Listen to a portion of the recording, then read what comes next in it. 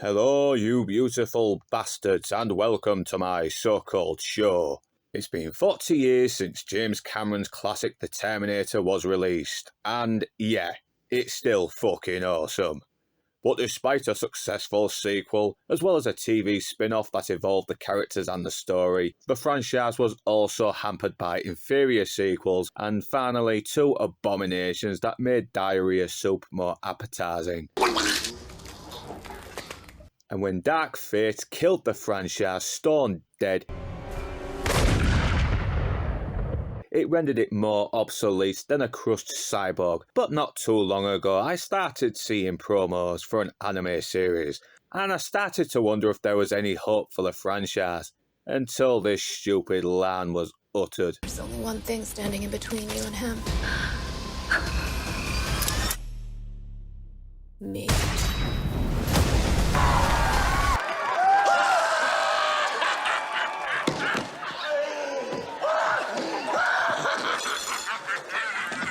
But still, I was prepared to give it a go, and a lot of people who did seem to like it, so couldn't be that bad, right? Oh. Well, slutty ladies, and not so gentlemen, let's dive right into Terminator Zero.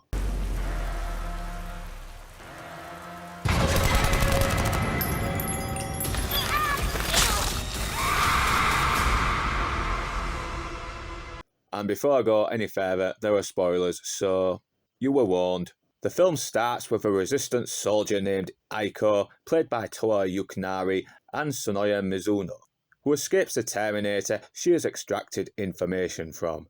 Thank God she's skilled in dodging minigun fire.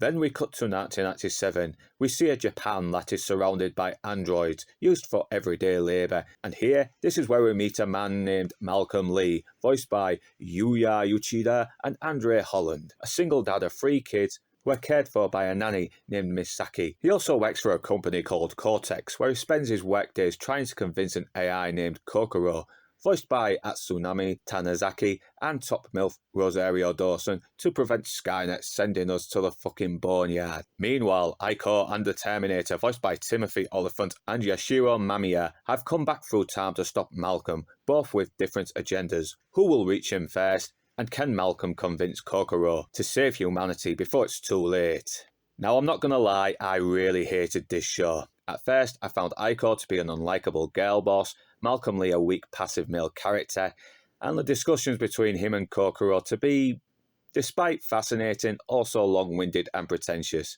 But so many people I know and respected were praising it, so I gave it another go, and I'm not gonna lie, I kinda ended up liking it more than I did the first time. Now, don't get me wrong, I still have my complaints, but the second time watching this made me admire how serious this was being taken. No more stupid Elton John sunglasses or this. Bad boys, what you gonna do? What you gonna do when they come for you? Bad boys, what you gonna do? Fuck. It takes its characters seriously and gives us what the franchise has been lacking since the second Terminator movie. A Terminator that's a genuine threat. Unlike Dark Fart. There was this one customer that came to me. He wanted to have solid colored drapes in a little girl's room. I said, don't do it. You need butterflies, polka dots, balloons. Can you smell that? What is that? Sheep, is it? It's cows? No, I know what it is. It's bullshit. God, that was retarded. Even the lifeless eyes and its expressions are creepily unnatural, with both actors lending their voice talents and being convincingly creepy despite their limited dialogue. And just like the Arnie version, he actually fucks people up, though there was one scene where Aiko takes on our metal friend and pushes him into an elevator like he's a fucking paperweight.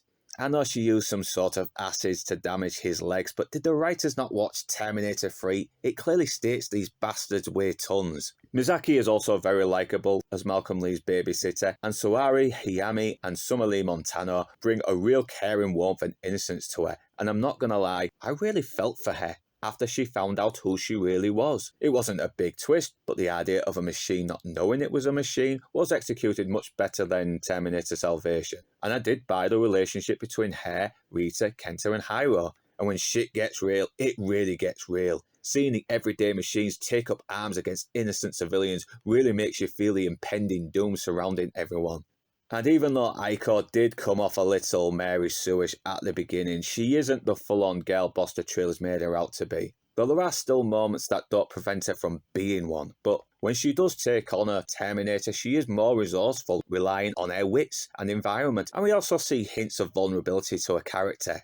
In fact, the side plot with Kentra, Hiro and Mizaki and their search for Rita is where the characterization is strong. We see them start off as bratty kids that develop once the whole world goes to hell, and they are shed of their innocence.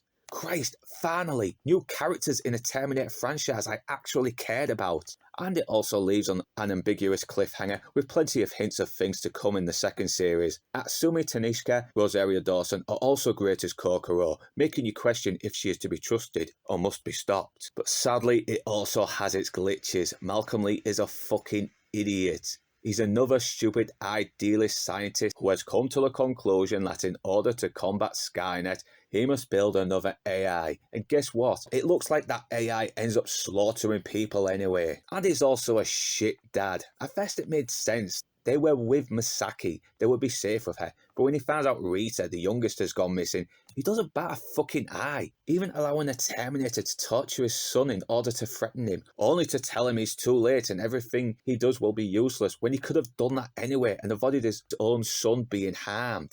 And I know there's the whole of humanity that's in danger in comparison to a few kids. The need of the millions outweigh the need of the few. But they're his kids. Give him some confliction to his decisions. Even when he does come through in the end, it felt a little too late to make me care about him. And it's a shame because both actors playing Malcolm Lee are really giving it their all. While I like the discussions Malcolm has with Kokoro, the is humanity worth saving discussions drag. Especially when the discussions between Ellison and John Henry in the Sarah Connor Chronicles was so much more compelling. We also have another explanation of time travel, convoluting the timeline into some wibbly-wobbly, timey-wimey, multiverse, alternate time BS that has become so fucking tired, especially in the past few years. And the amount of times the Terminator could have easily killed Aiko, only to plot armor itself to prevent such thing, annoyed me as well. Let me show you a couple of examples.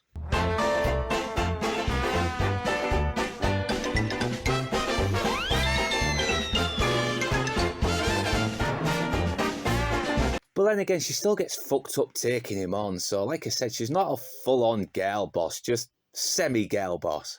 Because even though she shows hints of vulnerability and improves a little as the show goes on, I still didn't care whether she lived or died. She came across too cold, and worse, she's just not that compelling.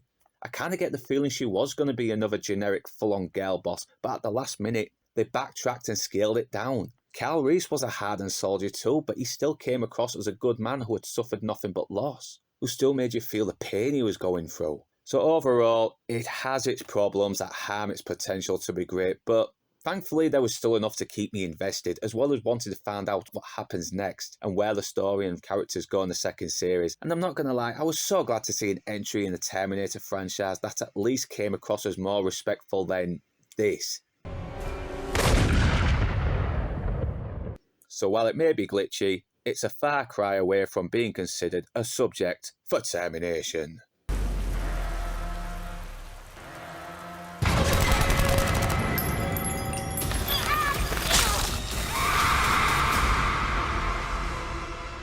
And whether you beautiful bastards are Northern English or not, thanks for watching, and do remember to like, comment, share, subscribe, and ring that bell in order to be updated. And if you wish to further support this channel, then the links are in the description below, but right now, that's me done, and I'm off to the pub.